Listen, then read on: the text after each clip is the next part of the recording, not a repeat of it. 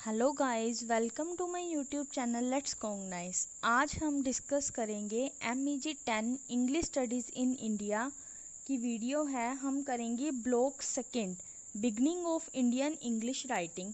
Block second की हम unit third को डिस्कस करेंगे।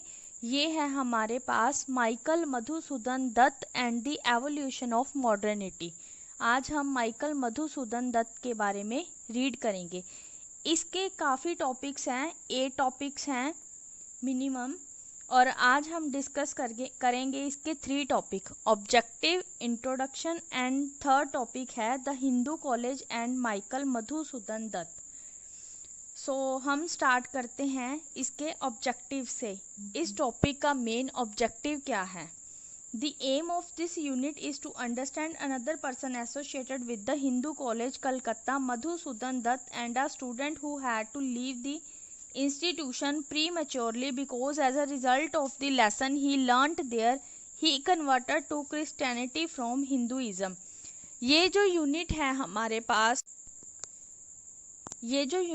हमारे पास इसमें उन्होंने क्या कहा है कि हिंदू कॉलेज है जो कलकत्ता का, उससे रिलेटेड एक और भी पर्सन है, और वो पर्सन कौन है? मधुसूदन दत्त है।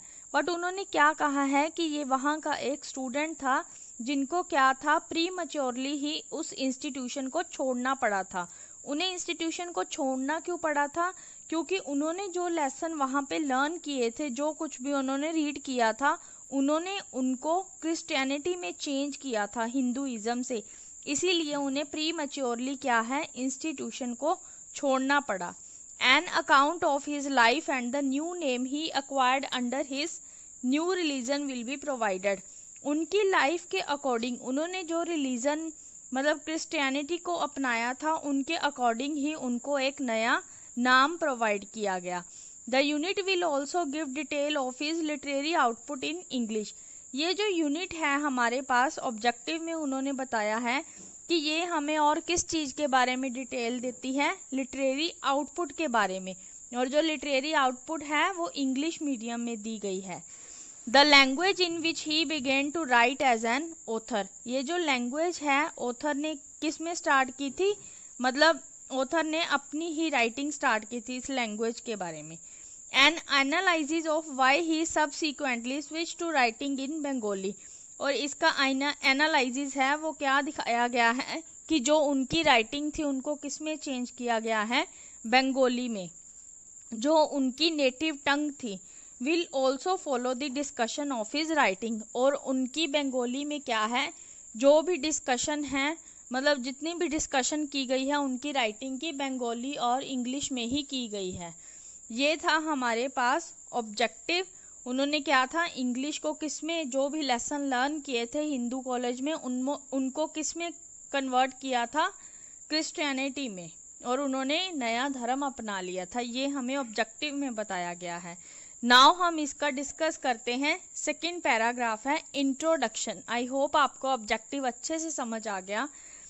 नाउ स्टार्ट करते हैं introduction. Michael Madhusudan Dutt is often rated as one of the greatest Michael Madhusudan Dutt is often rated as one of the greatest poet between Bharat Chandra Ray and Rabindranath Tagore. जो माइकल मधुसूदन दत्त थे वो क्या थे, एक ग्रेट पॉइट थे। भारत चंद्र राय और रविंद्रनाथ टैगोर के बीच में ही उनको एक ग्रेटेस्ट पॉइट माना जाता था। He was responsible for innovating different form and types that eventually altered the course of Bengali literature while enriching it tremendously. क्या है, वो रिस्पॉन्सिबल थे, उन्होंने जो भी इनोवेटिंग की थी उन्होंने, जिसमें क्या है, बंगाली लिटरेचर को अल्टर किया गया था। उसकी अलग अलग फॉर्म्स थी, अलग अलग टाइप्स थी, जिनको उन्होंने इनोवेट किया था। जब क्या है, ये जो इनोवेशन की थी वो क्या है, जबरदस्त ही प्रसिद्ध हुई थी। His contribution to the literary writing in Bengali has been the blank verse. ये जो कंट्रीब्यूशन है लिटरेरी राइटिंग का बंगाली में, वो क्या है, एक तरह का ब्लैंक वर्स है। उसकी सोनेट फॉर्म है, मतलब एक सोनेट फॉर्म की तरह है उनकी लिटरेरी राइटिंग। और जो फर्स्ट मॉडर्न कॉमेडी की तरह है, एक ट्रेजेडी की तरह है, ये क्या है, उनका फर्स्ट एपिक है। He is also regarded as the pioneer of westernized poetry.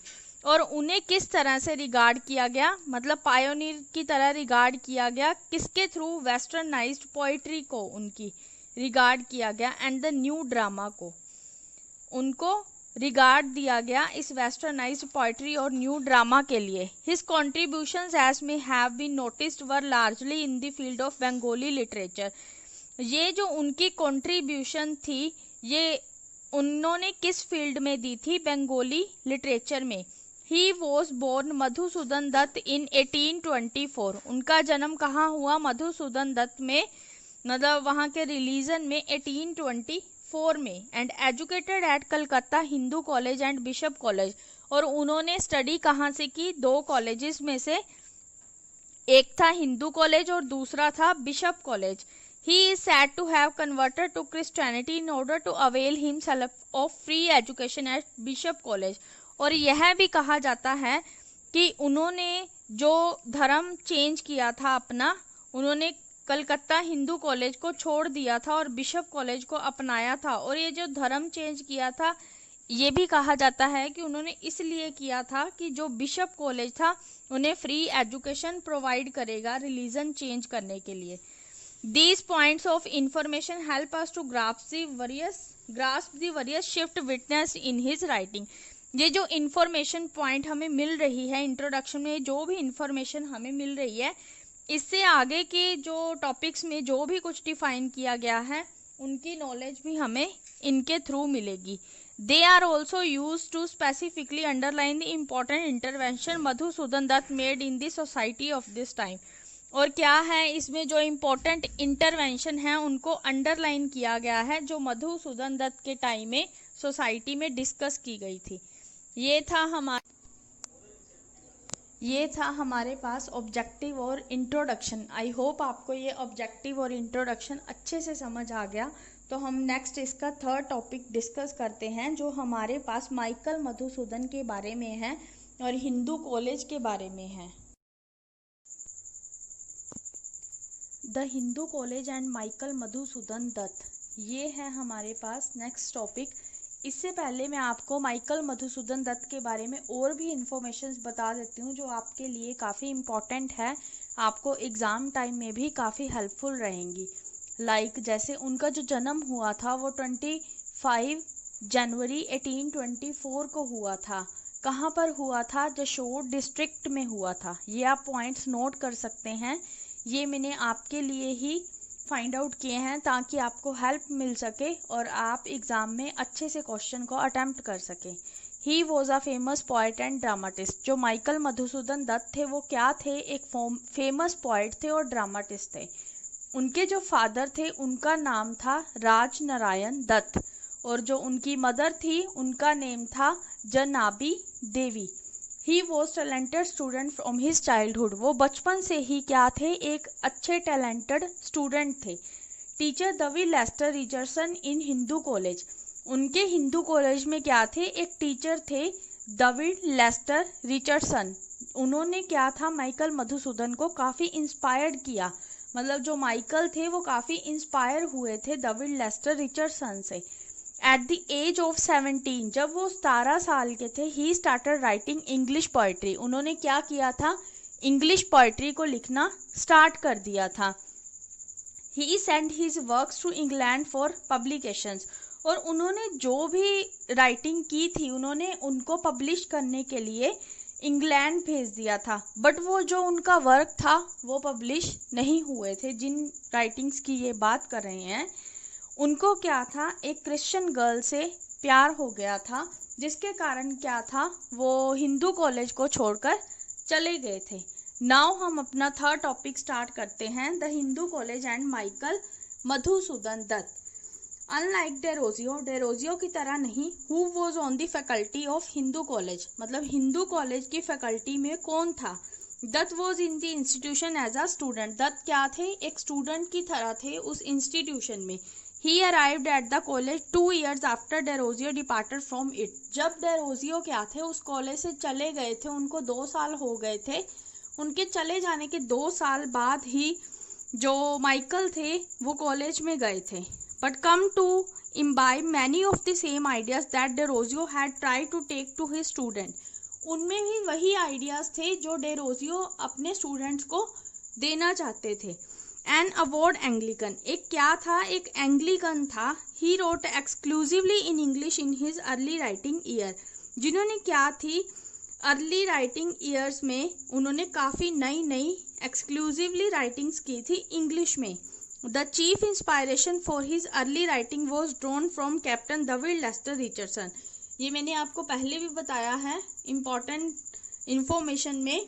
क्या है, हिंदू कॉलेज में एक टीचर थे, एक प्रोफेसर थे कैप्टन डेविड लेस्टर रिचर्डसन, जो माइकल थे उनसे काफ़ी इंस्पायर्ड हुए थे। One of the luminaries of the teaching staff of Hindu college in those days, क्या था, हिंदू कॉलेज के स्टाफ में से वो एक टीचर थे, प्रोफेसर थे। Richardson was a poet, Richardson कौन थे, एक पोइट थे। And some of his work were publish, उनके क्या थे, काफ़ी वर्क पब्लिश किए गए थे, including in journals as reputed at the Athenaeum. Besides, he was an extremely gifted professor whose pedagogy had been praised by no less a man than Macaulay.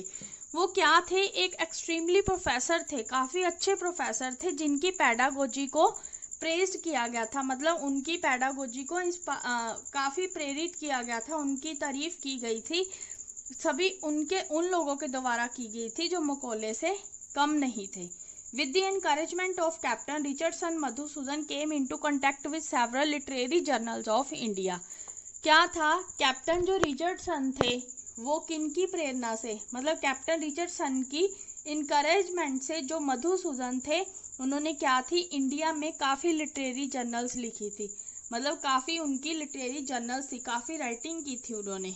All of them journals in English, जितनी भी journals उन्होंने लिखी थी वो English में ही थी, जैसे Bengal Spectator, Literary Gleaner, Calcutta Literary Gazette, Literary Blossom, Comet, and was happy to see himself published in some of this.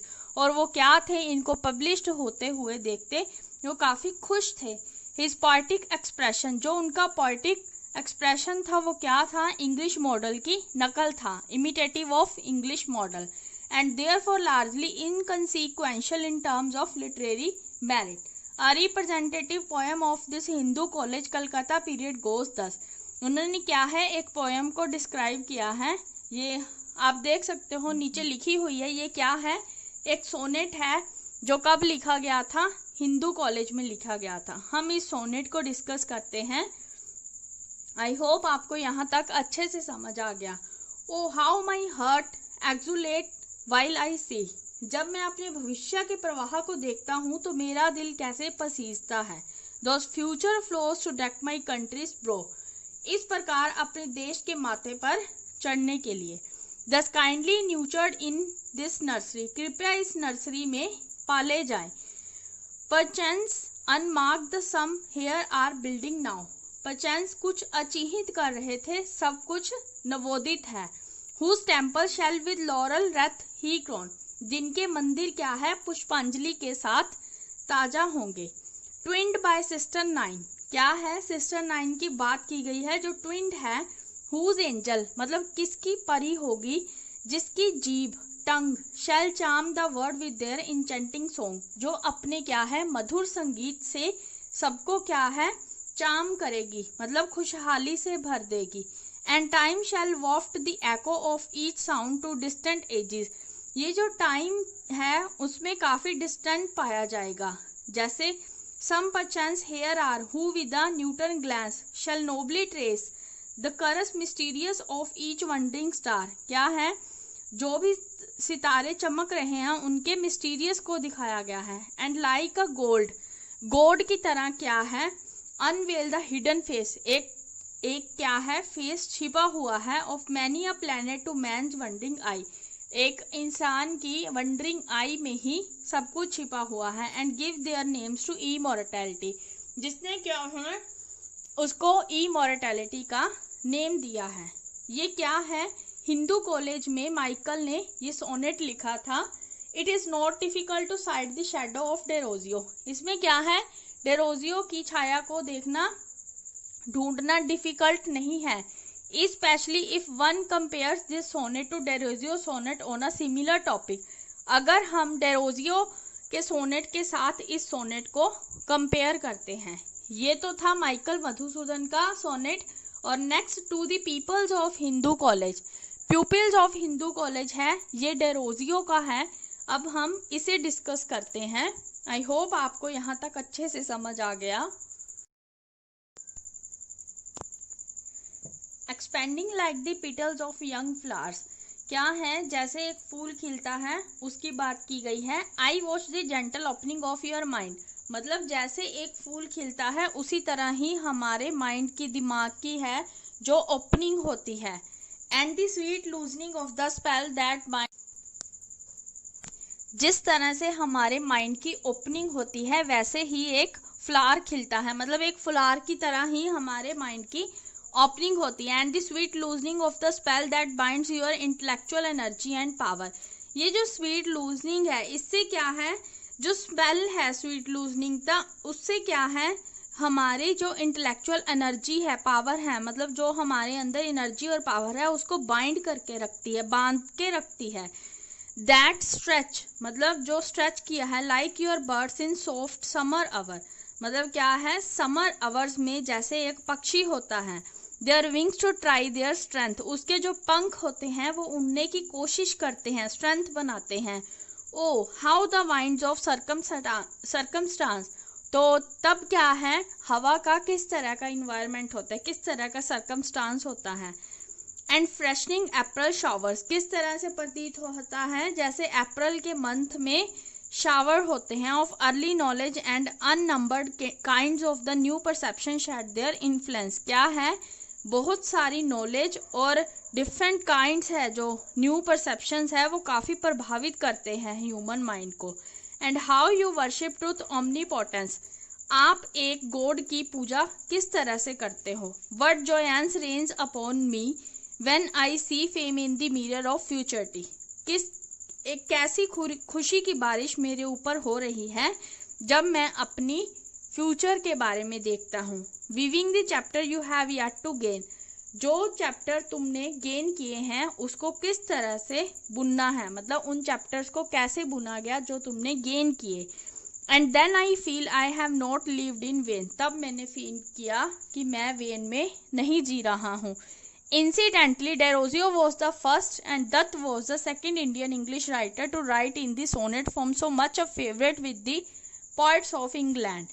क्या है, इंग्लैंड का फेवरेट पोइट माना गया इन्हें। पहला था डेरोजियो और दूसरा था दत्त, जो क्या थे, सेकंड, मतलब फर्स्ट और सेकंड इंडियन इंग्लिश राइटर थे। One can notice the absence of dichotomy, इसमें क्या थी, एक में डिकोटोमी की एब्सेंस पाई गई है, द्वंद्ववाद की। एंड कन्फ्लिक्ट, झगड़ा पाया गया है दत्त के सोनेट में, जिसमें क्या है, अजर्ट किया गया है। ऑब्वियसली आपने देखा ही है the descriptive nature of Dutt sonnet, जो दत्त के सोनेट का डिस्क्रिप्टिव नेचर है, also point toward his facile perception in this phase of his poetic career, जो किसके बारे में हमें बता रहा है, पोएटिक करियर के बारे में बता रहे हैं। ये था हमारे पास माइकल मधुसूदन के सोनेट और डेरोजियो के सोनेट के बारे में इंफॉर्मेशन। आई होप आपको इसका objective, introduction, the Hindu college and the Michael Madhusudan Dutt अच्छे से समझ आ गया। सो अगर आपको ये वीडियो अच्छा लगा तो प्लीज़ मेरे चैनल को सब्सक्राइब कर देना और ज़्यादा से ज़्यादा शेयर करना और वीडियो को लाइक कर देना और कमेंट ज़रूर कर देना। सो नाउ नेक्स्ट वीडियो में हम डिस्कस करेंगे a personal intellectual biography of Michael Madhusudan Dutt.